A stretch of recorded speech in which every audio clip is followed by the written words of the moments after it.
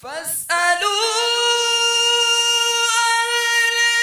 الذكر إن كنتم لا تعلمون۔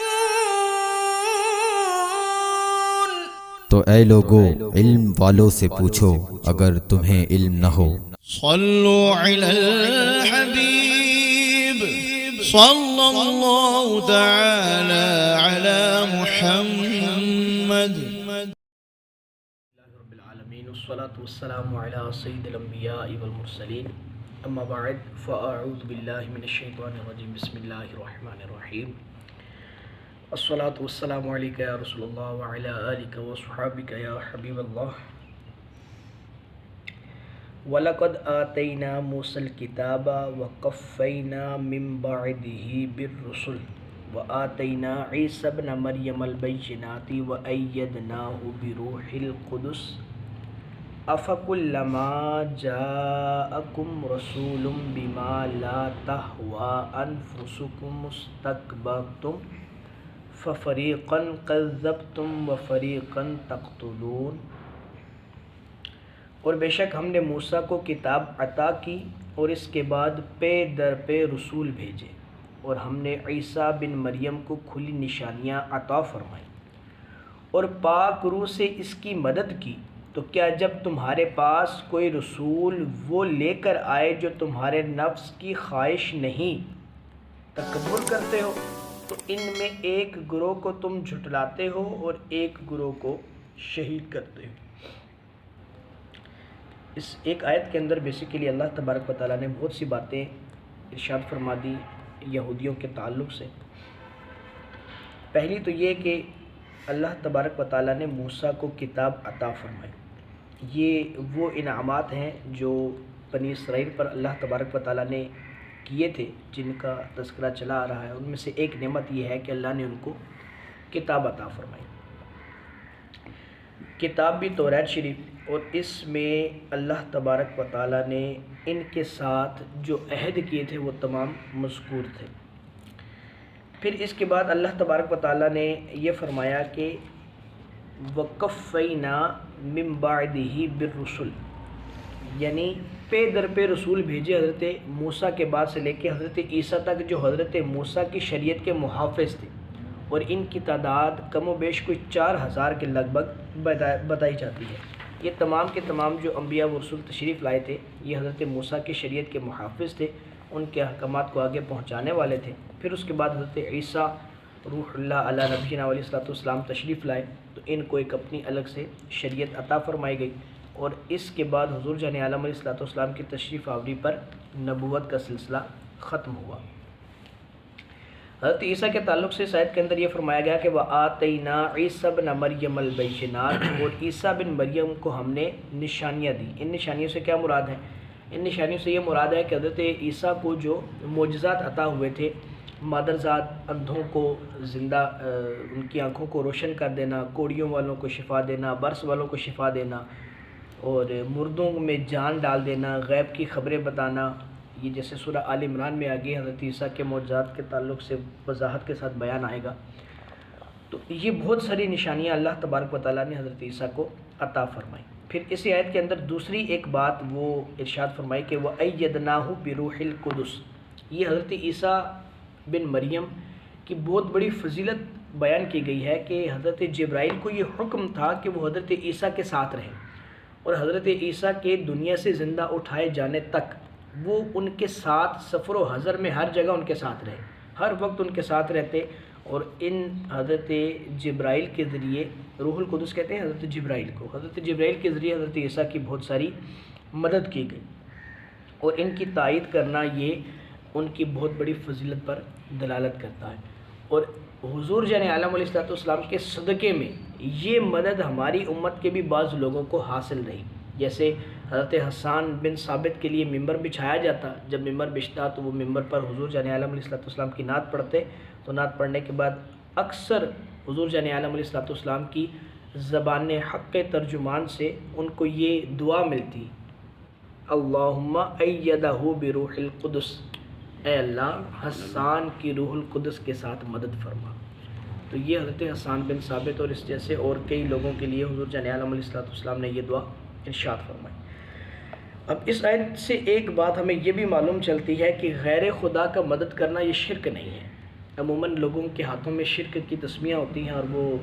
شرک کے تیر چلاتے رہتے ہیں، جی فلاں مشرک ہے، فلاں نے شرک کر دیا، فلاں نے شرک کر دیا۔ تو کسی سے مدد مانگنا یہ شرک کے زمرے میں ہرگز نہیں آتا، کہ اگر یہ شرک کے زمرے میں ہوتا تو پھر عیسیٰ بن مریم کی مدد کرنے سے حضرت جبرائیل مشرک ہو جاتے، جبکہ فرشتے تو وہ پاک ہستیاں ہیں کہ جو اللہ کے حکم کے سوا کوئی کام کرتے ہی نہیں۔ تو پتہ یہ چلا کہ حضرت جبرائیل کا مدد کرنا یہ اللہ کی طرف سے تھا، اور اللہ ظاہر ہے کبھی بھی شرک کی تعلیم تو ارشاد فرما نہیں سکتا۔ تو صرف ایک واقعہ جو ہے وہ حضور جان عالم علیہ الصلوۃ والسلام نے اپنی ظاہری حیات مبارکہ میں تو کثیر لوگوں کی مدد فرمائی،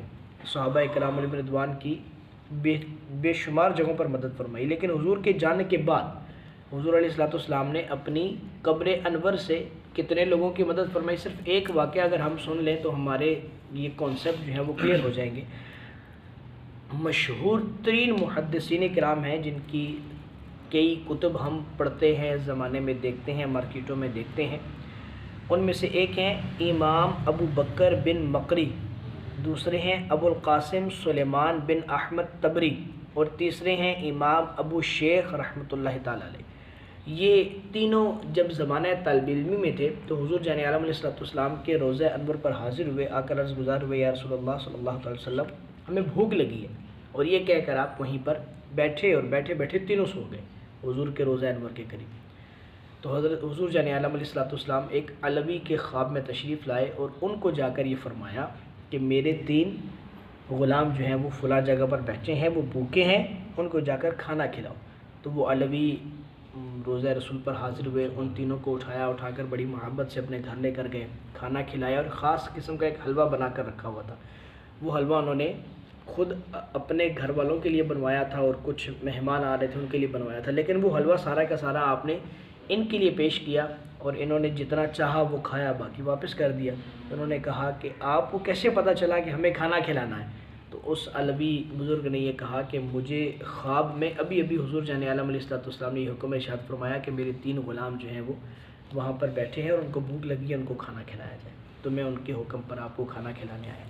یعنی اگر حضور جان عالم علیہ الصلوۃ والسلام کے روضہ انور پر یا کہیں سے بھی کوئی اب بھی ان کی بارگاہ میں کچھ عرض کرتا ہے تو وہ اب بھی مدد کر سکتے ہیں۔ انبیاء، اولیاء، صلحاء مدد کرنے پر قادر ہیں، ان کی مدد کرنے میں کوئی ایسا وہ نہیں ہے۔ بہت سارے بزرگوں نے اپنی کتابیں باقاعدہ اس بات پر لکھی ہیں کہ حضور جان عالم علیہ الصلوۃ والسلام مدد کر سکتے ہیں۔ تو اس لیے کوئی بھی یہ بات اپنے ذہن میں ڈالنا، یہ سوچنا کہ حضور مدد نہیں کر سکتے یا اولیاء مدد نہیں کر سکتے، شریعت کے دائرے میں رہتے ہوئے مدد کی جا سکتی ہے، اور اس مدد پر کوئی بھی شرک و کفر کے فتوے بالکل نہیں لگتے۔ اسی آیت میں اللہ نے آگے فرمایا لا تہوا انفسکم، تمہارے دل پسند نہیں کرتے۔ کون لوگ؟ یہودی لوگ حضور جان عالم علیہ الصلوۃ والسلام کے احکامات کو پسند نہیں کرتے تھے، اسی لیے جو ہے وہ حضور علیہ الصلوۃ والسلام پر ایمان نہیں لاتے تھے۔ بیسیکلی ان کے دل میں حسد تھا حضور علیہ الصلوۃ والسلام کے تعلق سے، کیونکہ وہ حضور جان عالم علیہ الصلوۃ والسلام کے تعلق سے یہ پسند کرتے تھے کہ یہ ہماری ہی امت میں سے آتے، بنی اسرائیل میں سے آتے۔ تو اس لیے اللہ تبارک و تعالیٰ نے حضور جان عالم علیہ الصلوۃ والسلام اگر چونکہ قریش سے تشریف لائے تو یہ ان کے دلوں میں یہ بات، اس چیز نے حسد ڈال دیا کہ ہم یہ تصور کیے بیٹھے تھے کہ یہ ہم میں سے ہوں گے، تو یہ کسی دوسری قوم سے تشریف لے آئے، تو اس بات نے ان کے دل میں حسد ڈال دیا، اور انہوں نے حضور جان عالم علیہ الصلوۃ والسلام کی بات کو نہیں مانا، اور نہ صرف پھر حضور کی بات کو نہ مانا بلکہ اس سے پہلے حضرت موسیٰ کے بعد سے لے کر حضرت عیسیٰ تک جتنے انبیاء آئے ان میں سے جس کی بات ان کے دل کو پسند آتی اس پر عمل کرتے، جس کی بات پسند نہیں آتی اس کو عمل نہیں کرتے تھے۔ اور کئی لوگوں کو تو انہوں نے جیسے حضرت زکریا اور حضرت یحییٰ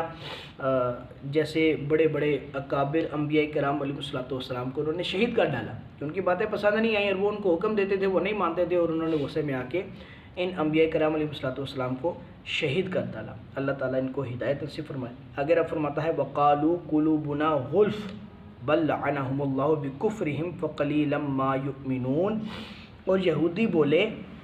ہمارے دلوں پر پردے پڑے ہیں، بلکہ اللہ نے ان پر لعنت کی ان کے کفر کے سبب، تو ان میں تھوڑے ایمان لاتے ہیں۔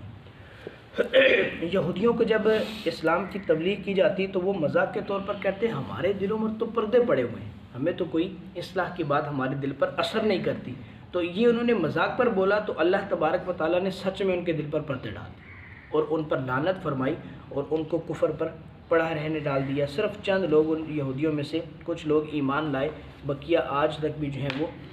پردوں میں پڑے ہوئے ہیں اور یہ ہمیشہ ان پر پردے پڑے رہیں گے اور کل بروز قیامت ان کو اس کا خمیازہ بھگتنا پڑے گا۔ اللہ کی جناب میں دعا ہے کہ اللہ ہمیں اس طرح کی ذلیل حرکتوں سے بچائے، اللہ ہمیں ایسی بے وقوفیوں سے بچائے اور ایمان لانے کی اور ایمان پر ثابت قدم رہنے کی توفیق عطا فرمائے۔ آمین بجاہ نبی الامین وآخر دعوانا الحمد